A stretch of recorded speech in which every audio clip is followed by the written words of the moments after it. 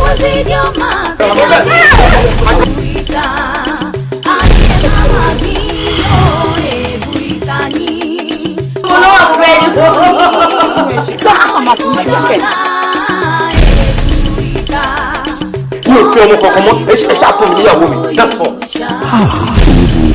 Ọmọdé kan yà náà àgbà fi tàn balẹ̀. Fún ká gba ilé alára sọ̀rọ̀ fún ni ká gba àwọn òkè ìjẹ́rò. Àfàìmọ̀ káwé ìfọ̀ àfọ̀gbà ọmọ fìgbà ajá àjogún mímú lágbádá. Sinimá titun Ebuika. What goes around comes around. Bálọ̀ àbọ̀ ń bọ̀. Káwọn ọdún ká gbá iṣẹ́ rere ni. Sinimá titun Ebuika ni kẹ́ẹ̀rà kẹ́ẹ̀wò. Mo fọwọ́ ẹ̀ sọ yàká.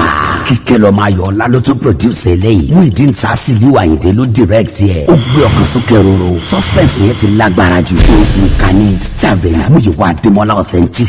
Kíkẹ́ lọ máa yọ ọ̀la. Fúnṣọ́ Adéolú. Bídèmí Kòsọ́kọ́. Jaiye Kuti. Bíọ́dún Ọ̀kẹ́owó àti bẹ́ẹ̀ bẹ́ẹ̀ lọ. Nínú sinimá titun Ebuika. Subtitled in English. Àti gbé jáde báyìí sórí VCD nìkan. Marketed and distributed by Bàbá Olóyè Jagunmólú Ìmáṣáyé Àlùbáríkà Marketer. Ayọ̀ Studio Mart. Block EU3, Suite 11 and 12. Ami Arena Shopping Complex, Poladio Shodi, Lagos. Telephone 003-306-6375. Sinimá titun Ebuika.